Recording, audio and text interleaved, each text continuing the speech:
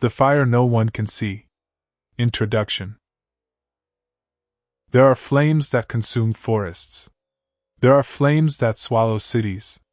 And then there are flames no eye can detect. They leave no smoke in the sky. They produce no ash. Yet they have shaped the destiny of humanity more than any wildfire that ever swept across the earth. This book is about those invisible fires. Not the ones outside us. The ones within. Most people spend their lives believing that the source of their suffering exists somewhere beyond themselves. They blame circumstances. They blame governments. They blame money. They blame their childhood. They blame fate. They blame other people. And because they believe the problem is outside, they devote their lives to changing the scenery while the script remains untouched. They move to new cities.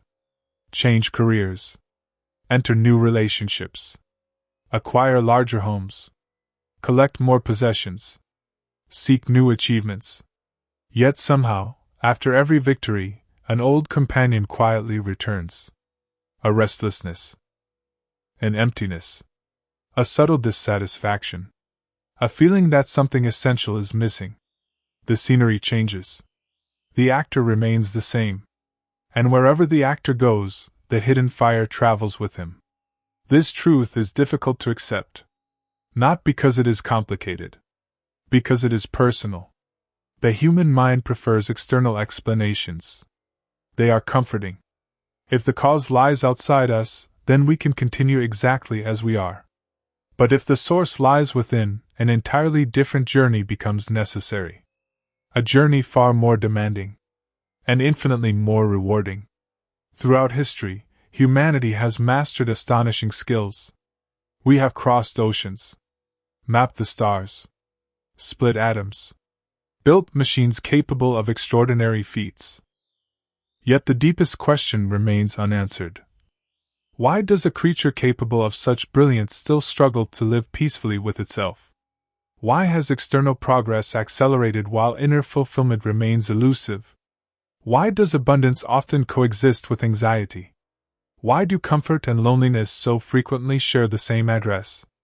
Why does humanity possess more power than ever before and yet seem more uncertain about what to do with it? These pages are not an attempt to provide quick answers. They are an invitation. An invitation to look where few people willingly look. Toward the interior landscape. Toward the unseen architecture of thought, desire, fear, and awareness. Toward the fire. For centuries, humanity has been searching for water.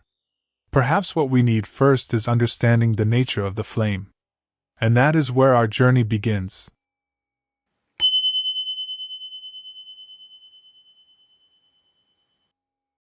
Chapter 1. The Night of the Invisible Fire. The village slept beneath a moonless sky. Clouds drifted across the darkness like silent ships crossing a black ocean. No lamps burned. No voices echoed. The world seemed wrapped in stillness. Then a scream shattered the night. "Help me!" The cry tore through the silence with such desperation that doors swung open immediately. Another scream followed. And another. "I am burning!" The words carried the unmistakable weight of genuine suffering. Within moments, sleepy villagers rushed into the narrow pathways carrying buckets of water. Some ran barefoot. Others still wore blankets around their shoulders. Fear moved faster than thought. When human beings hear pain, they instinctively run toward it. That night was no different. The cries came from a small hut near the edge of the village. The structure was humble. Fragile. Barely more than a shelter. The villagers expected flames to be bursting through the roof. They expected smoke. Heat. Chaos. But when they arrived, they found something strange. There was no fire. No smoke. No sparks. Nothing burned. The door stood open. The woman inside sat on the floor, striking her chest and crying out in agony. The villagers stared in confusion. Some walked around the hut searching for hidden flames. Others examined the walls. One man even climbed onto the roof. Nothing. The fire existed nowhere. Finally, someone shouted, "Where is it? We came to save you." The woman suddenly stopped crying. An eerie silence filled the room. Then she began to laugh. Not a laugh of madness. A laugh of recognition. A laugh that emerges when someone sees something others cannot. "You arrived with water," she said. "But the fire is not outside." The villagers exchanged puzzled looks. She continued, "If the flames were in this hut, you could help me." Her eyes moved slowly across the faces gathered around her. "But the fire is inside me." No one spoke. "And there is something even more important." She pointed toward the village. "Before rushing to extinguish another person's fire, look inside your own house." Then she placed her hand over her heart. "You may discover one burning there as well." The villagers left more confused than when they arrived. Some laughed about the encounter. Others dismissed it entirely. Yet a few could not forget her words. Because somewhere deep inside, they sensed she was describing something real. Something they themselves had felt. Something difficult to name. That woman would later become known as a great mystic. But what matters is not who she was. What matters is what she saw. She saw a truth that humanity continues to overlook. The greatest fires are invisible. Imagine walking through a magnificent city at night. Towering buildings sparkle. Roads glow. Technology hums. Everything appears successful. Yet if you could somehow hear the private thoughts hidden behind every window, a different picture might emerge. Behind one window lives a man who has achieved everything he once dreamed of, yet cannot sleep. Behind another sits a woman surrounded by luxury who feels strangely empty. In another apartment, a young professional scrolls endlessly through glowing screens, unable to explain why every accomplishment loses its excitement so quickly. Elsewhere, someone fears the future. Someone regrets the past. Someone feels trapped. Someone feels lost. Someone smiles publicly and cries privately. The city shines. The fire remains. This is one of the strangest paradoxes of human existence. Outer appearance and inner reality are often completely different worlds. The modern age has become extraordinarily skilled at decorating the exterior. Yet decoration cannot heal what lies beneath. A cracked foundation remains cracked even when painted gold. And so humanity continues searching. Searching for relief. Searching for meaning. Searching for fulfillment. But often searching in the wrong direction. Like the villagers carrying buckets toward an invisible fire. For thousands of years, human beings believed that if they could improve external conditions enough, inner suffering would disappear. The logic seemed reasonable. If discomfort exists, acquire comfort. If hardship exists, create convenience. If uncertainty exists, gain control. And so civilization embarked upon an extraordinary adventure. It built, invented, discovered, expanded. Every generation inherited greater tools than the one before. Every century accelerated the pace. The human mind became fascinated by mastery over the external world. Mountains were tunneled through. Rivers redirected. Machines replaced effort. Distance collapsed. Information traveled instantly. Dreams once considered impossible became ordinary. It was one of the greatest achievements in history. And yet something unexpected happened. The promised peace never arrived. The fire remained. In some cases, it appeared to grow stronger. Because external success revealed a truth many people never anticipated. The absence of outer problems does not automatically create inner harmony. A person may own everything and still feel incomplete. A person may achieve every goal and still feel restless. A person may stand on the summit and discover that the mountain they truly needed to climb was within. This realization shocked humanity. The old assumption had been simple. More outside would create more inside. Yet life kept producing evidence to the contrary. The shelves became fuller. The heart remained hungry. The world became connected. The individual felt isolated. Possibilities expanded. Meaning seemed to shrink. Something fundamental was being misunderstood. And that misunderstanding would shape the destiny of entire civilizations. The real danger appeared when external power began growing faster than inner wisdom. Power itself is neither good nor bad. It simply amplifies whatever already exists. Place a musical instrument in the hands of a master, and beautiful melodies emerge. Place the same instrument in untrained hands and noise fills the room. The instrument is not responsible. The consciousness behind it is. The same principle governs human power. Technology amplifies intention. Wealth amplifies character.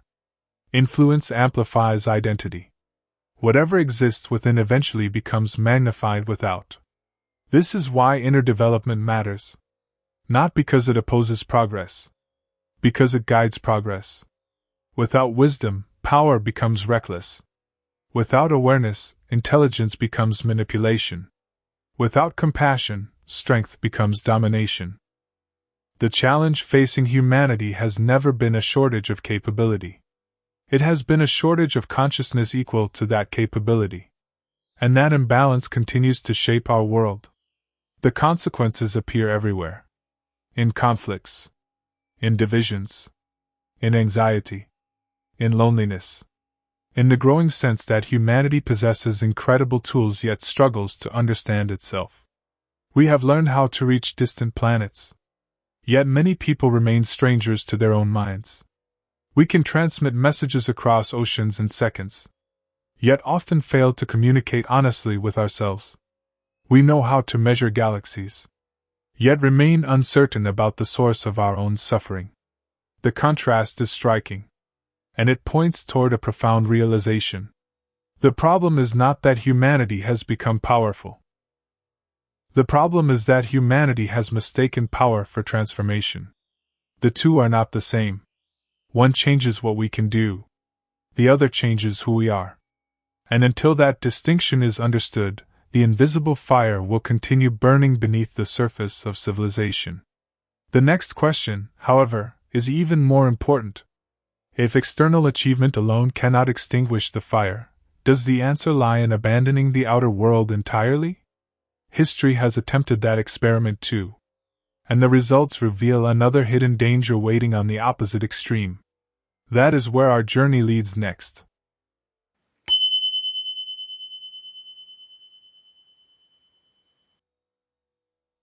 Chapter 2. The Kingdom Searching for Happiness. There is a strange tragedy hidden inside human ambition. Most people never notice it. They spend their entire lives chasing things they believe will eventually make them happy, only to arrive at the destination and discover that happiness is not waiting there. The destination changes. The disappointment remains. A child believes happiness lies in becoming an adult. An adult believes happiness lies in success. The successful believe happiness lies in recognition. The recognized believe happiness lies in freedom. The retired believe happiness lies in peace. And somewhere along the journey, many begin to suspect a frightening possibility. What if happiness was never hiding in the places they were searching? This was the mystery concealed inside the dying king's story. It was not merely a tale about a sick ruler. It was a mirror held before all of humanity. Because the king's illness was not his alone. It belongs to civilization itself. And the search for a happy man continues even today. The royal ministers spent the entire day moving through magnificent neighborhoods. They entered marble palaces. They visited influential merchants. They met celebrated leaders. They spoke with people whose names carried weight across entire regions. Everywhere they went, they found abundance. Treasures overflowed. Gardens flourished. Servants hurried through luxurious halls. Everything appeared perfect. Yet beneath every polished surface they discovered the same confession. A quiet sadness. A hidden dissatisfaction. A subtle ache. No one said it publicly. But when questioned honestly, every wealthy person revealed the same truth. Something was missing. One businessman admitted he had spent 40 years building his fortune and had forgotten how to enjoy life. A political leader confessed that every victory only created new fears. A landowner admitted that the larger his estate became, the more anxieties accompanied it. Another spoke of sleepless nights. Another of loneliness. Another of endless worry.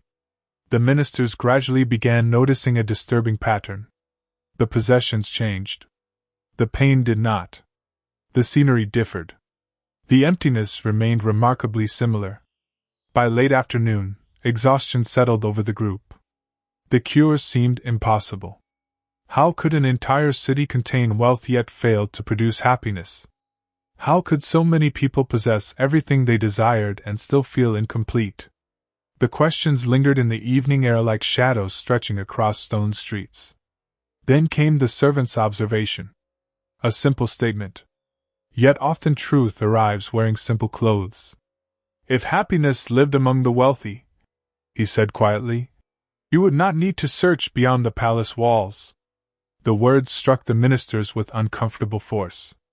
Sometimes the obvious truth hides in plain sight. The very fact that they had to search elsewhere revealed something profound. Perhaps happiness and wealth were not enemies. But neither were they automatically companions. Something deeper determined whether the two could coexist. Something humanity had not yet understood. Night descended. The search appeared finished. Defeat walked beside them as they made their journey home. Then they heard music. A flute. Soft at first. Almost carried away by the wind. But with each step it grew clearer. And stranger. Because the sound contained something they had not encountered all day. Joy. Not excitement. Not pleasure.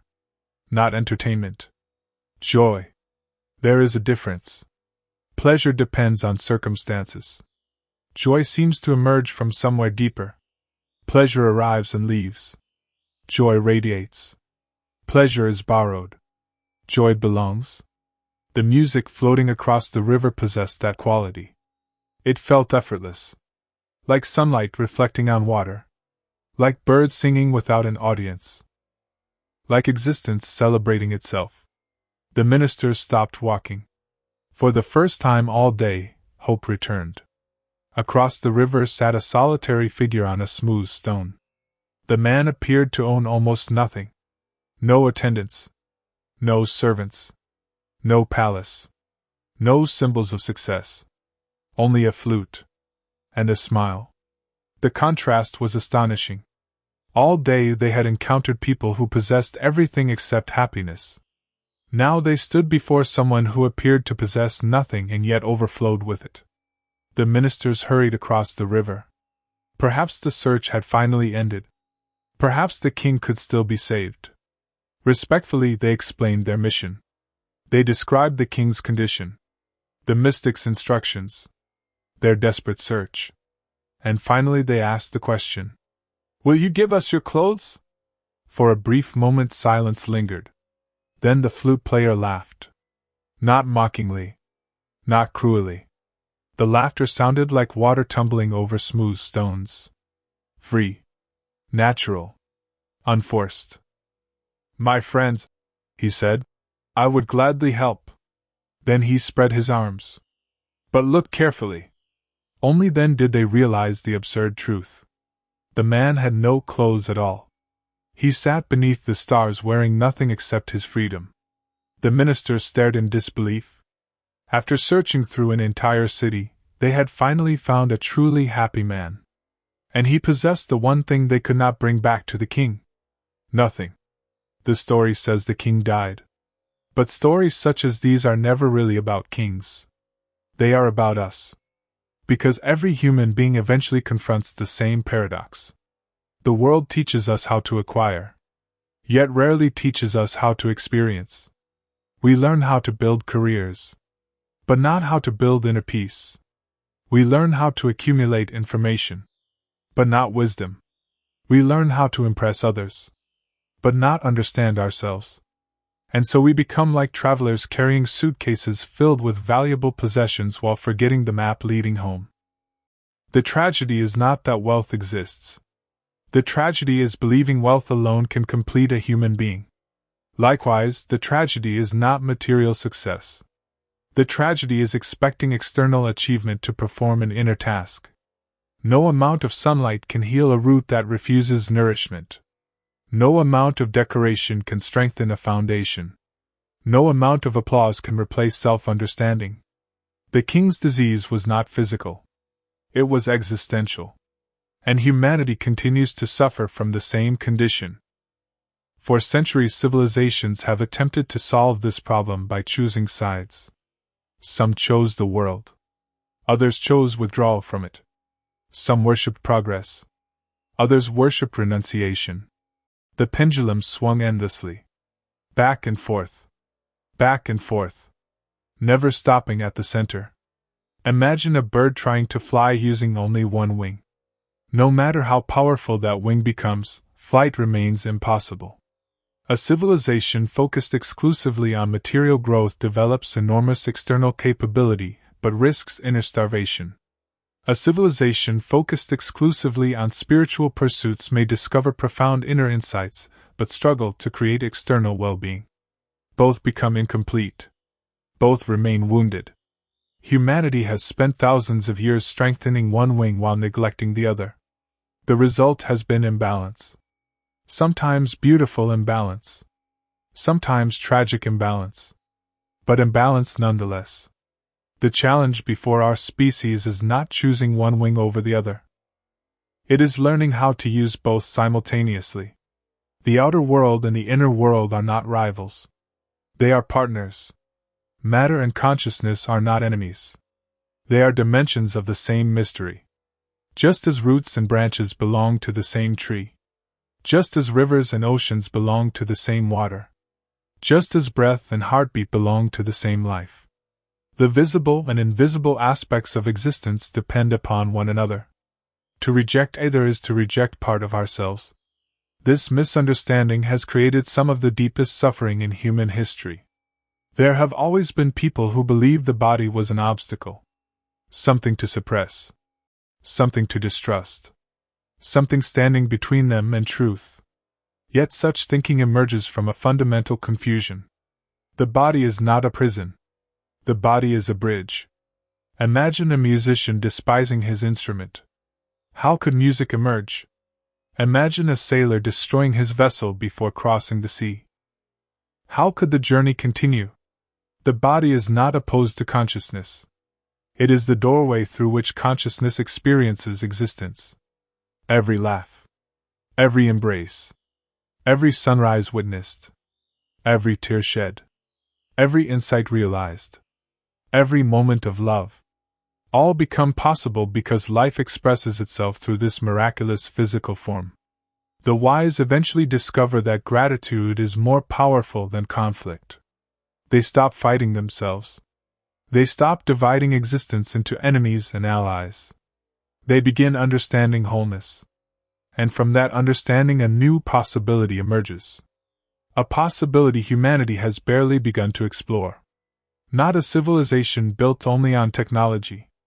Not a civilization built only on spirituality. But a civilization capable of honoring both. A civilization where scientific brilliance serves conscious living.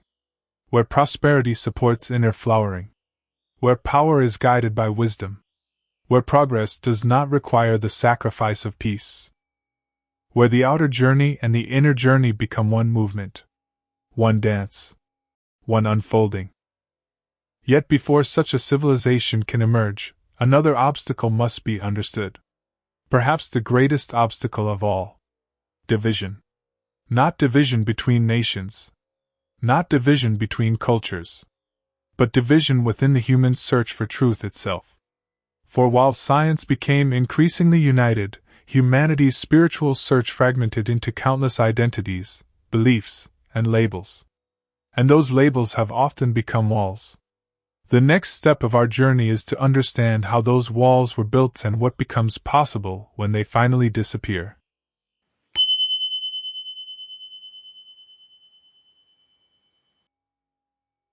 Chapter 3. The Eyes Through Which We See. Most people spend their lives trying to rearrange the scenery. Very few ever think to examine the observer. They move from city to city, job to job, relationship to relationship, dream to dream, always believing that the next horizon will finally contain what the previous one lacked. Yet something mysterious keeps happening. The landscape changes. The experience remains strangely familiar. The faces are different. The emotions are the same. The circumstances evolve. The dissatisfaction returns. And eventually, if a person is honest enough, a disturbing question begins to arise. What if the problem is not where I am looking? What if the problem is the one who is looking? This question marks the beginning of wisdom. Because every genuine transformation starts the moment attention shifts from the world being observed to the consciousness doing the observing. Imagine standing before a lake at dawn. The water is perfectly still. The sky paints itself across the surface like a masterpiece. Clouds become brushstrokes. Sunlight becomes liquid gold. Everything appears beautiful. Now imagine tossing stones into the water. Immediately the reflection distorts. The mountains twist. The clouds fracture. The sunrise seems broken. But has anything happened to the sky? Has the mountain changed? Has the sun been damaged? No. Only the surface through which they are being reflected has become disturbed. Human consciousness works in exactly the same way. Life continuously reflects itself through the mirror of our awareness. When the mirror is calm, reality appears beautiful. When the mirror is disturbed, reality appears distorted. The world itself may remain unchanged. Yet our experience of it changes completely. This is one of the greatest truths ever discovered.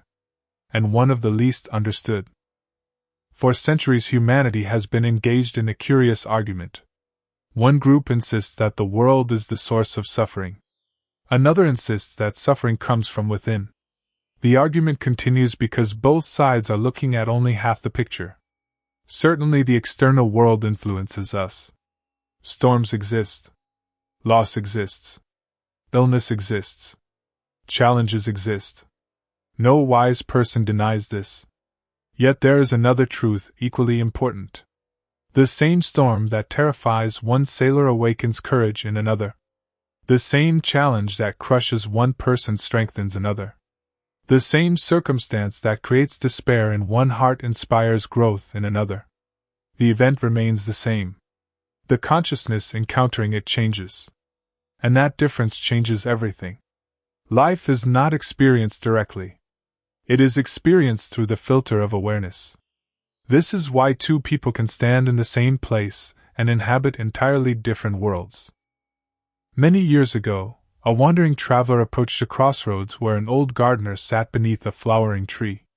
The gardener had spent decades tending roses. His hands carried the marks of long labor.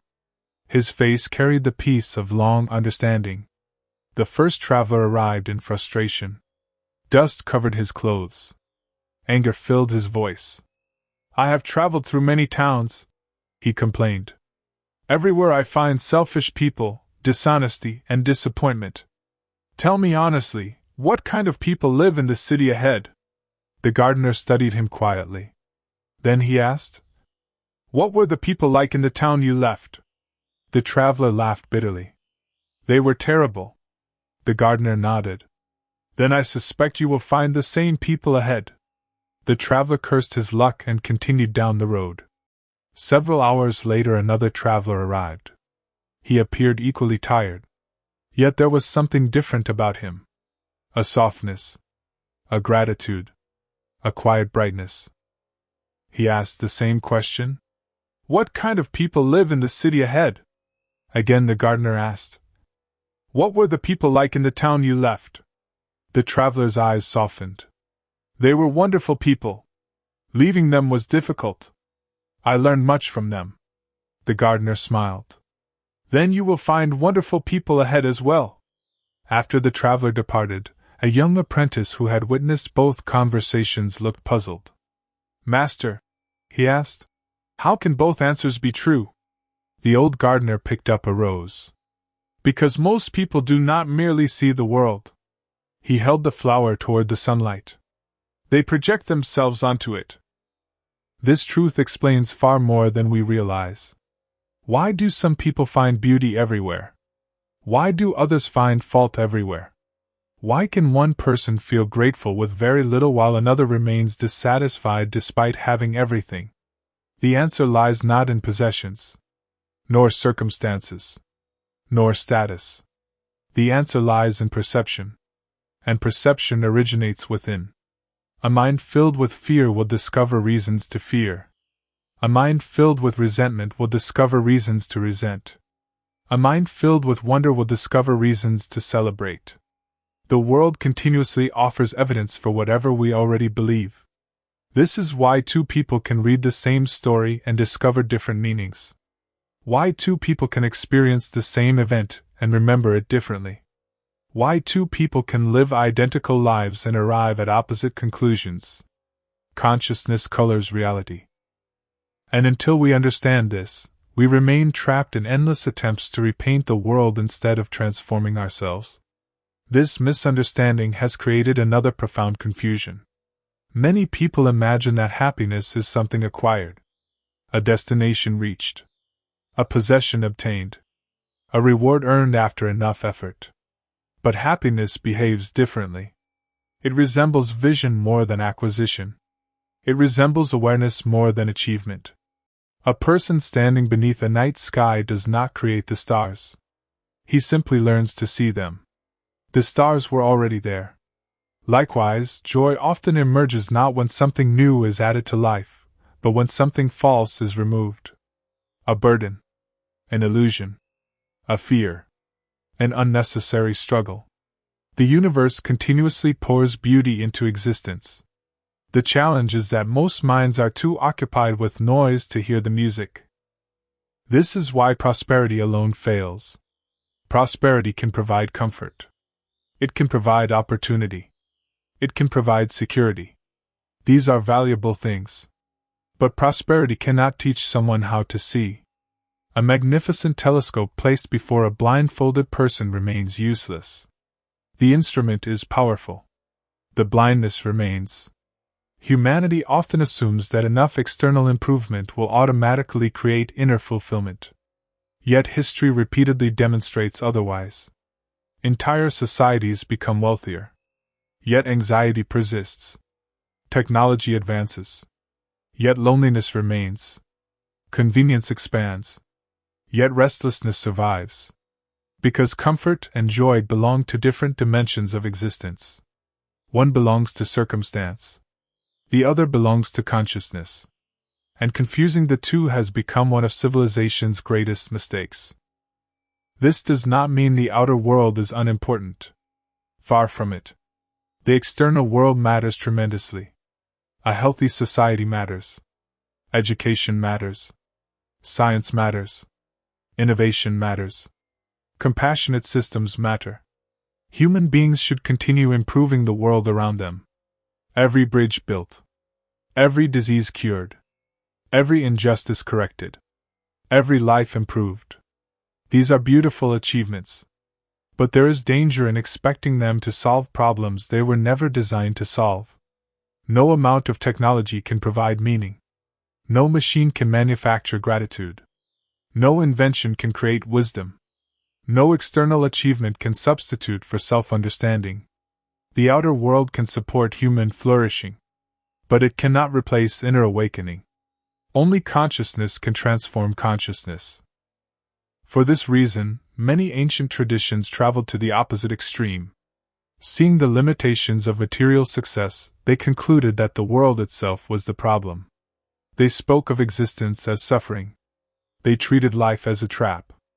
They dreamed of escape. But this too was an incomplete understanding. Because the world itself is not the prison. Unconsciousness is. The problem is not life. The problem is the way life is experienced. A beautiful garden can become torture for a troubled mind. A modest room can become paradise for a peaceful one. The external environment matters. But the internal state determines how that environment is interpreted. This realization changes everything, because it shifts responsibility. No longer can we place the entire burden upon society, or fate, or circumstance, or history. The focus returns to the one place where genuine transformation becomes possible: ourselves. And this brings us to the true meaning of spirituality. Not belief, not ritual, not tradition, not inherited identity. Something far more alive, far more intimate, far more revolutionary. Spirituality is the art of seeing clearly. It is the science of inner perception. It is the gradual refinement of awareness until life is experienced directly rather than through layers of fear, conditioning, and unconscious habit. A truly awakened person does not necessarily look different from anyone else. He may be a teacher, a scientist, an artist, a carpenter, a gardener, a parent, a merchant, an engineer. His profession is irrelevant. What distinguishes him is the quality of his presence. He lives with gratitude. He notices beauty. He remains available to wonder. He does not postpone joy until tomorrow. He discovers it within the living moment. And because he carries joy within himself, he becomes incapable of living in a psychological hell. Even in difficulty he finds meaning. Even in uncertainty he finds trust. Even in darkness he carries light. Not because life becomes perfect, but because perception becomes transformed. And when perception changes, an entirely new world begins to appear. Yet a profound question still remains. If joy depends upon consciousness, what prevents people from experiencing it? Why do so many human beings remain trapped in anxiety, conflict, and inner division? What exactly stands between us and the freedom we seek? To answer that question, we must journey deeper into the hidden architecture of the mind itself. For the greatest prison humanity has ever known was never built from stone. It was built from thought.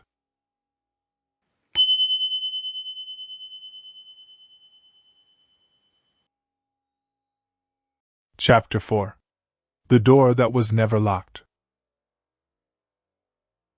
There is a peculiar habit shared by nearly every human being. We postpone happiness. We postpone peace.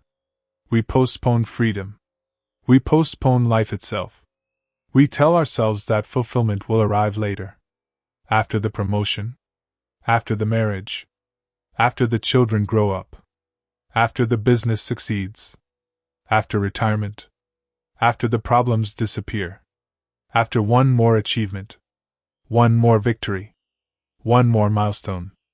Life becomes an endless corridor of waiting rooms. And while we continue waiting for the perfect moment to arrive, existence quietly unfolds without us. Days become years. Years become decades. Decades become a lifetime. Then one day we look back and realize we spent most of our lives preparing to live. This is one of the greatest tragedies of the human condition. Not that freedom is unavailable, but that it is constantly postponed. Not that joy is absent, but that it is continuously delayed. Not that liberation is distant, but that it is searched for in distant places. The ancient mistake of humanity has always been the same.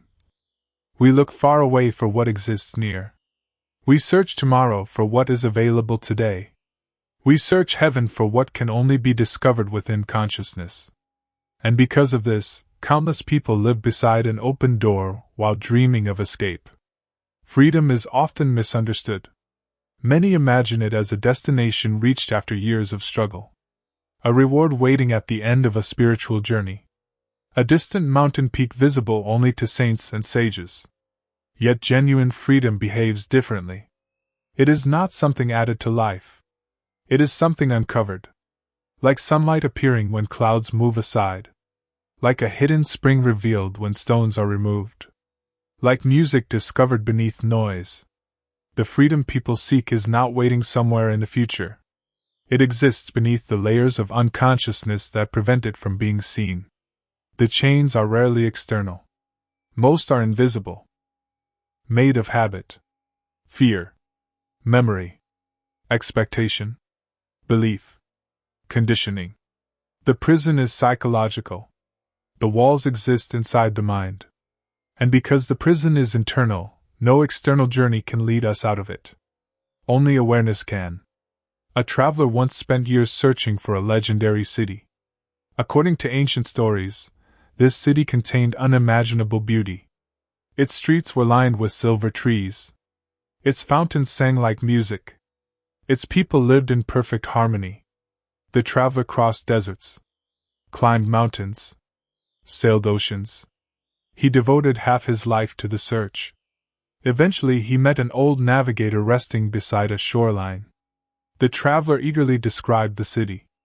The old navigator listened quietly. Then he smiled. "I know that place." The traveler became excited. "Tell me where it is." The old man pointed toward the traveler's chest.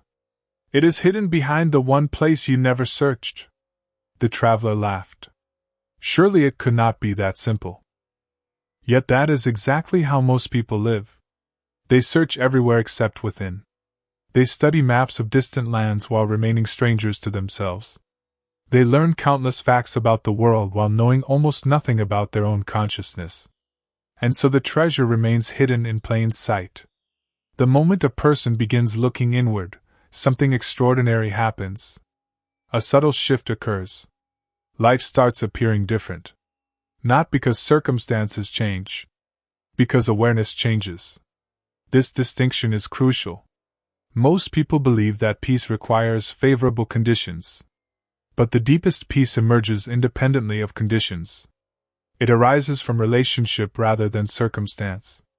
Two people can stand in the same storm. One experiences misery. The other experiences wonder. The storm remains unchanged. Only the relationship changes. And relationship determines experience. This truth was beautifully illustrated by two seekers whose lives crossed one unforgettable evening. The sky had been restless all day. Dark clouds drifted across the horizon. The wind carried the scent of approaching rain. Branches bent. Leaves scattered. Birds disappeared into shelter.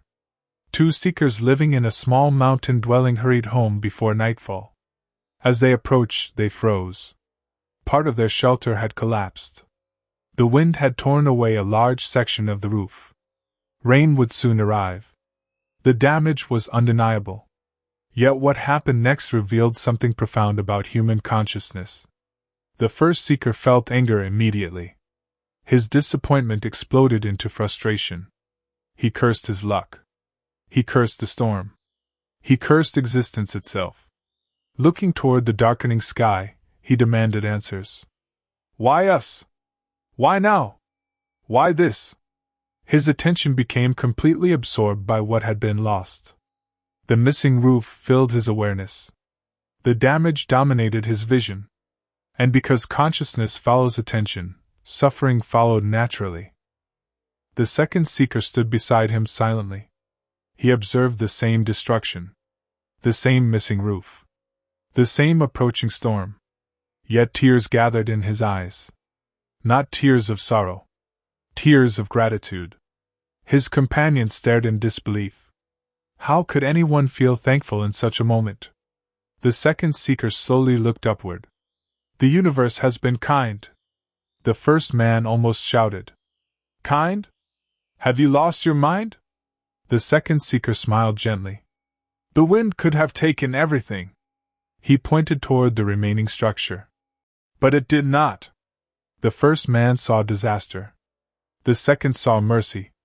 The first focused on absence. The second focused on what remained. The first experienced injustice.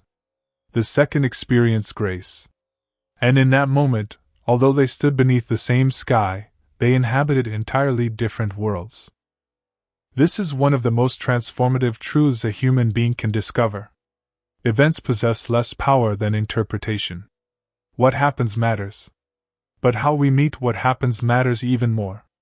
Life is not merely a sequence of circumstances. It is a relationship with circumstances. And relationships can change. The grateful mind discovers opportunities hidden inside difficulties. The resentful mind discovers difficulties hidden inside opportunities. One consciousness turns setbacks into teachers. Another turns blessings into complaints. The event remains identical. The experience becomes entirely different. This realization shifts responsibility. No longer can we blame every feeling upon external reality. The spotlight turns inward, toward perception, toward awareness, toward the observer. And this is where genuine freedom begins. Not by controlling life, but by understanding consciousness. That night the storm finally arrived. Rain danced across the mountains. Wind moved through the trees like an ancient song. The first seeker lay awake for hours. His mind replayed the loss repeatedly. Every gust of wind felt like an insult. Every drop of rain felt like a reminder. His body rested. His mind fought reality. And because reality always wins, exhaustion deepened. The second seeker slept peacefully. The next morning he awoke before sunrise. Golden light spilled across the valley. Mist floated above the earth. Birdsong filled the air. He sat quietly and wrote these words in his journal. Last night the sky visited my home. For years a roof separated me from the stars. I never knew what I was missing. Now moonlight enters where walls once stood. The wind shares its stories. The rain plays music I had forgotten to hear. What appeared to be lost became an invitation. This is the essence of spiritual maturity. Not denying difficulty. Discovering hidden possibilities within it. Not pretending pain does not exist. Finding wisdom through pain. Not escaping life. Learning how to dance with it. Many people assume that spirituality means escaping reality. Moving away from the world. Rejecting ordinary life. But authentic spirituality moves in the opposite direction. It brings us closer to reality. More present. More awake. More available to each moment. It transforms perception. And once perception changes, the ordinary becomes extraordinary. A cup of tea becomes meditation. A sunrise becomes revelation. A conversation becomes connection. A challenge becomes growth. Life itself becomes sacred. Not because the world changes. Because awareness changes. And awareness transforms everything it touches. This is why true spirituality cannot be measured by appearances. It cannot be measured by clothing. By rituals. By symbols. By titles. By public displays of devotion. A person may perform countless rituals and still live in fear. Another may never enter a temple and yet live with profound reverence toward existence. The question is not what someone believes. The question is how someone experiences life. Does existence feel like a burden? Or a gift? Does each day begin with resistance? Or wonder? Does the heart move through life with complaint? Or gratitude?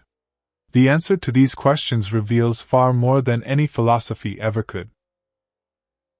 Because spirituality is not fundamentally about belief. It is about being. It is about the quality of consciousness we bring to each moment. Science helps humanity understand the mechanics of existence. It reveals how stars are born, how cells function, how energy moves, how matter transforms.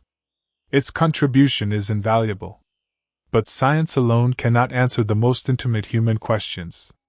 It cannot tell us how to experience wonder, how to love deeply, how to live joyfully, how to find meaning, how to transform suffering into wisdom. These belong to another dimension of exploration, the inner dimension. And when outer knowledge is joined with inner understanding, something beautiful becomes possible. A complete human being. A complete civilization. A complete life. Not divided. Not fragmented. Whole.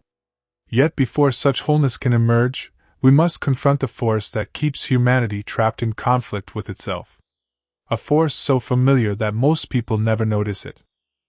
It silently shapes every thought, every reaction, every fear, every desire. It is the force that creates inner prisons even in lives filled with opportunity. It is the force we call the ego. And understanding it may be the most important discovery of all.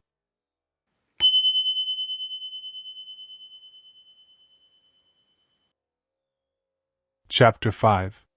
The Art of Saying Yes to Life. There is a question hidden beneath every philosophy.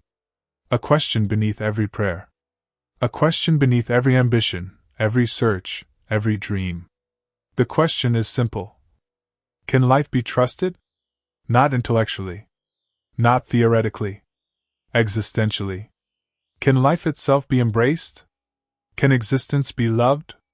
Can a human being look at the world with all its uncertainty, mystery, beauty, and pain and still say yes?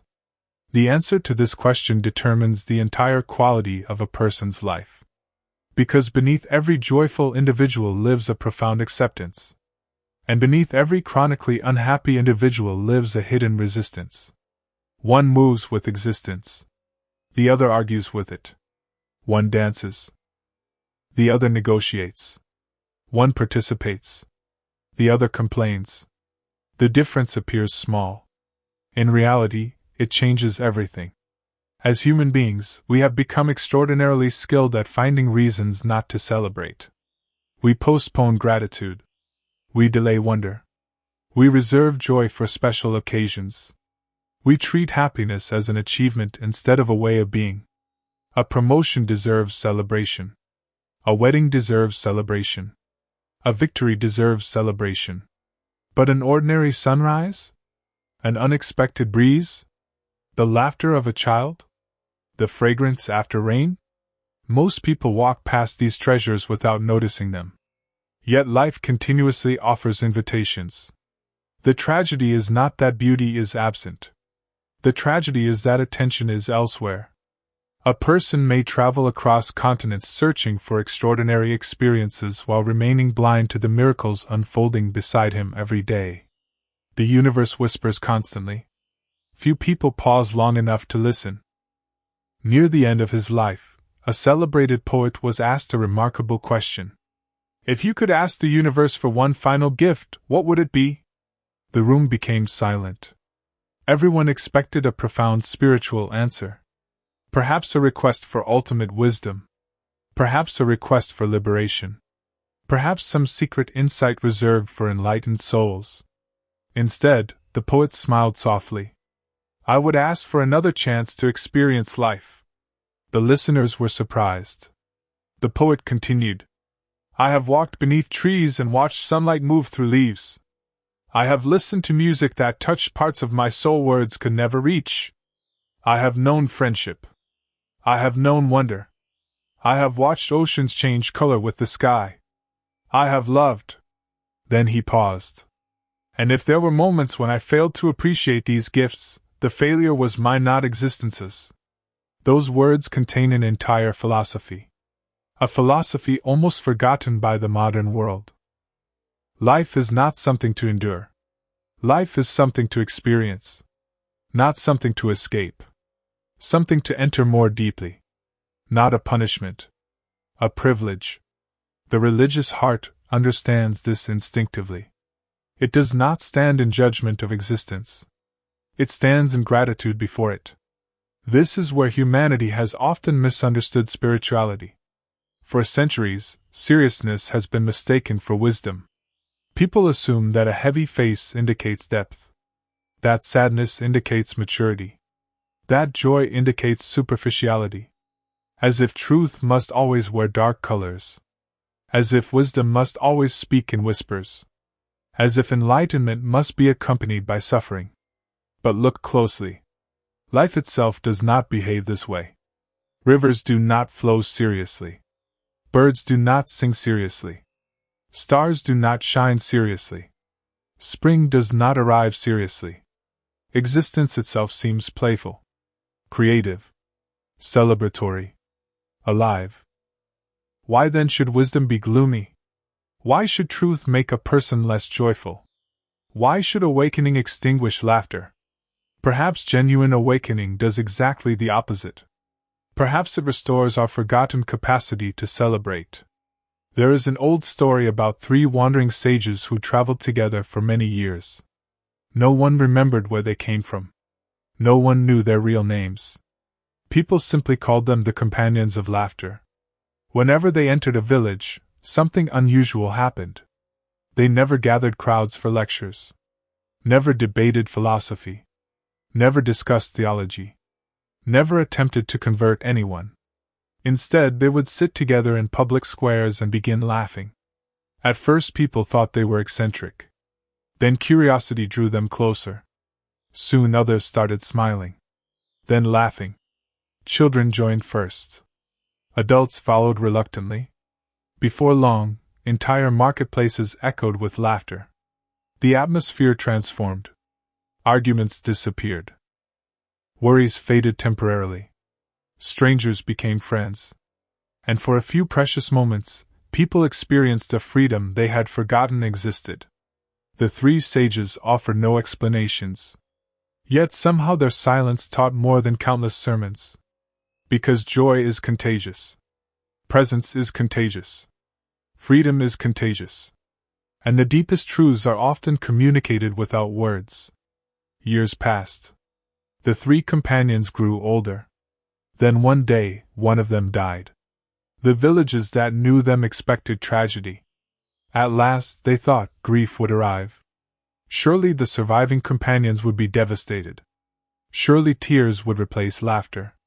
Surely philosophy would surrender before death. But something entirely unexpected occurred. The morning after their friend's passing, the remaining companions walked through the village singing. They danced. They laughed. They celebrated. The villagers could hardly believe what they were witnessing. "How can you celebrate?" they demanded. "Your friend is gone." The 2 companions looked at each other and smiled. "Gone?" one replied. "He simply boarded the train before us." The other laughed. "He reached the next station first." Then they added, "If someone we love begins a beautiful journey, should we imprison them with our sadness? Or should we bless them with our joy?" The villagers had never considered death this way. Not as an ending. Not as a tragedy. But as a continuation of mystery. And suddenly death seemed less frightening. Not because it had been explained. Because it had been embraced. Yet the greatest surprise came later. Before dying, their friend had left a peculiar instruction. He requested that nothing be altered after his death. No ceremonial preparations. No elaborate arrangements. No attempts to make the occasion solemn. Simply allow everything to remain as it was. His friends agreed. When the farewell ceremony began, people gathered quietly. The atmosphere felt heavy. The crowd expected sadness. Silence. Mourning. Then something extraordinary happened. As the ceremonial fire rose, hidden surprises began revealing themselves. Their departed friend had secretly prepared a final gift. Small bursts of color suddenly illuminated the sky. Unexpected sparks danced through the air. The crowd gasped. Then laughed. Children cheered. Adults smiled. The entire gathering transformed. Even from beyond death, the old sage had managed one final joke. One final reminder. One final teaching. Life is too precious to be spent drowning in unnecessary seriousness. The universe is vast. Mysterious. Beautiful. Temporary. The appropriate response is not gloom. It is wonder. This story reveals something essential. A truly awakened person does not merely know how to live. He knows how to die. Because both emerge from the same understanding. The person who has learned how to celebrate a sunrise can celebrate a sunset. The person who embraces beginnings can embrace endings. The person who trusts life can also trust death. Not because answers are guaranteed. Because trust itself becomes enough. And trust is one of the highest forms of wisdom. Yet there is another subtle danger awaiting spiritual seekers. A danger far more difficult to recognize than ordinary greed. Because it disguises itself as holiness. Many people eventually become disappointed with worldly ambitions. Money fails to satisfy. Recognition loses its excitement. Success feels incomplete. So they abandon one set of desires and adopt another. They stop chasing wealth. Now they chase enlightenment. They stop pursuing status. Now they pursue spiritual superiority. They stop seeking earthly rewards. Now they seek cosmic rewards. Outwardly everything appears transformed. Inwardly almost nothing has changed. The object changes. The psychology remains identical. The same hunger survives beneath a different name. The same dissatisfaction continues wearing spiritual clothing. And because of this, many seekers spend decades chasing liberation with the same restless energy others chase money.